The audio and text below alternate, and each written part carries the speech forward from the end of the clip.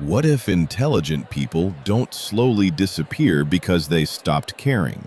What if they disappear because they finally started noticing the difference between being surrounded and being understood?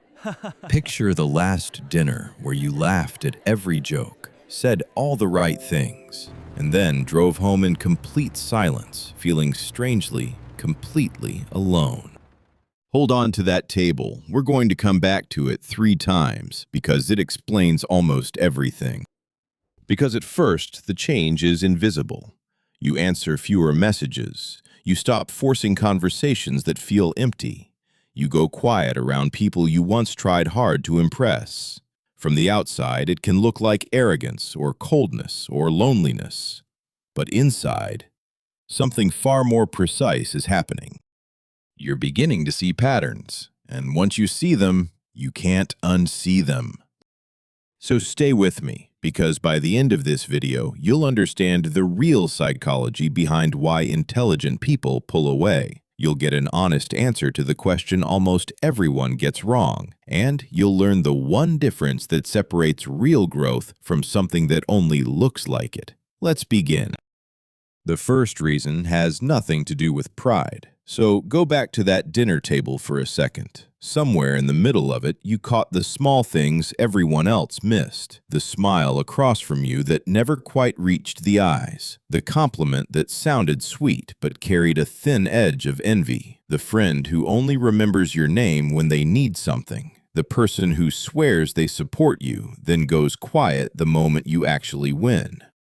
One moment like that proves nothing. People are inconsistent for 100 harmless reasons, but when the same pattern repeats, your mind starts connecting what your heart used to excuse.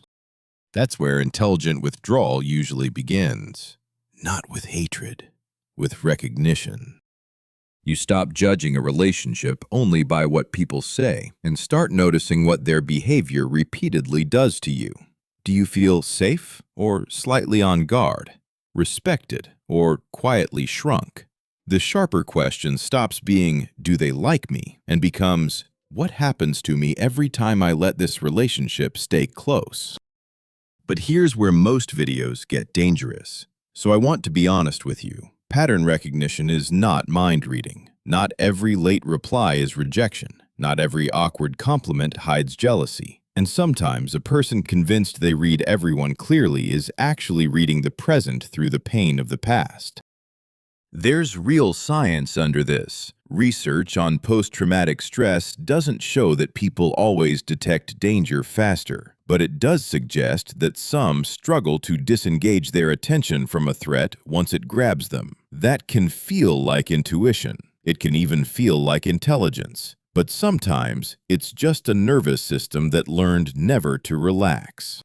So the test isn't to trust every suspicion. It's to slow down and check one thing. Watch whether a person's behavior changes when you actually speak up. A healthy relationship can survive a difficult conversation. An unhealthy one tends to punish you for having it.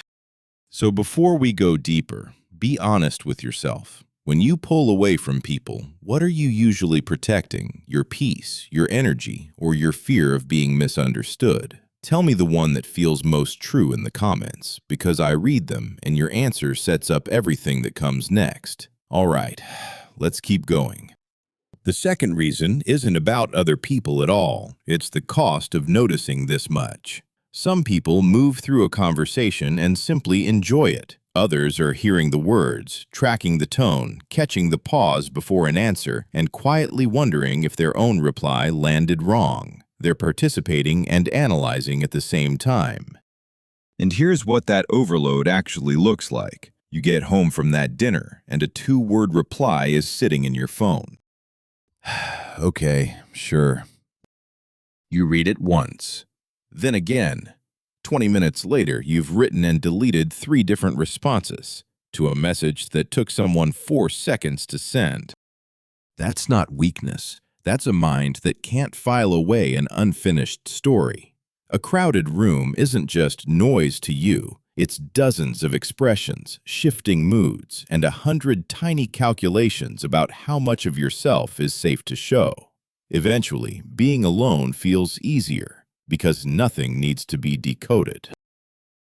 And there's real relief in that. Research on solitude suggests that short, chosen time alone can lower the intensity of high-energy emotions, both the anxious ones and the excited ones, and help the nervous system settle. That's why silence can feel like medicine after too much stimulation.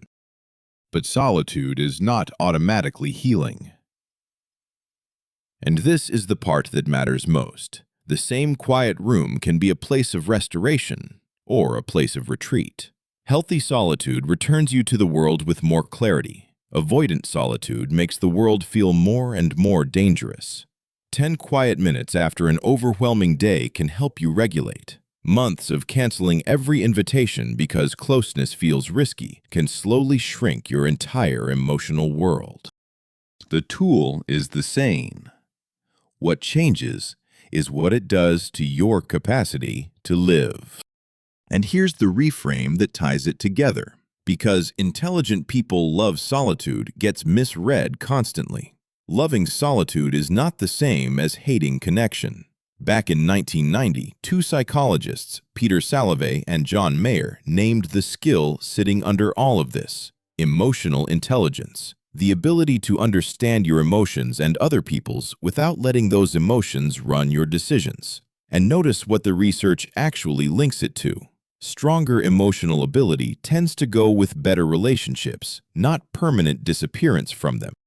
Human beings don't become wiser by becoming unreachable. So the deepest sign of growth was never that you cut everyone off. It's that you stop abandoning yourself to keep everyone close. That change happens slowly. One day you stop explaining the same boundary to someone committed to crossing it. Another day you stop chasing a friendship that only survives when you do all the work. You become less available for chaos. And because some people only ever reached you through guilt, urgency, or pressure, your calm suddenly feels like distance to them. They'll say you changed. They're right. You did. Still, there's one final trap, and it's a beautiful one. When someone has been disappointed enough times, protecting my peace can quietly become an excuse to never risk closeness again. You can call it independence while secretly fearing dependence. You can call it high standards while rejecting anyone who can't read your mind. You can call it intuition while expecting betrayal before trust has had any time to grow. And slowly, the boundary that once protected your life starts shrinking it. So how do you tell the two apart? Here's the test I trust. Discernment is calm. Fear is defensive. Discernment says, something here feels off, so I'll slow down and watch. Fear says, something feels uncertain, so I already know how this ends. Those two voices sound almost identical, but they build completely different lives. So now go back to that dinner table one last time, because there's something you missed the first time.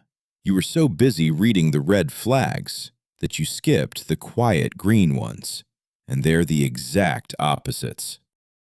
The first is almost invisible, the person you could say no to, and they barely blinked because they were never feeding on your compliance. The second showed up not when you were struggling, but the last time something good happened to you. The one who celebrated instantly, with no delay, no competition, no little jab dressed up as a joke. And the third, the quietest of all, the one person at that table you could sit in silence with, and it never once felt like something was wrong. You probably already know exactly who that was. None of them were loud. None of them announced themselves. That's why they're so easy to overlook, and so easy to lose. Which means the real work isn't always leaving. Sometimes the next stage of growth is learning to stay without losing yourself. It's learning to say, I need space, instead of vanishing. It's learning to say, that hurt me, instead of silently collecting evidence. It's learning to say, I don't know what you meant, instead of letting fear finish the sentence for you. That's what real self-awareness looks like. Not perfect perception, not permanent distance, just the ability to notice what's happening inside you before it decides everything outside you. So if you've been withdrawing lately, don't rush to call yourself antisocial. But don't automatically call every retreat wisdom either. Ask yourself 3 honest questions. After time alone, do I feel clearer or more afraid? Am I leaving because this relationship keeps harming me, or because closeness itself feels dangerous? Is my peace helping me live more honestly, or helping me avoid being seen? Your answers will tell you whether your solitude is becoming a sanctuary or a hiding place.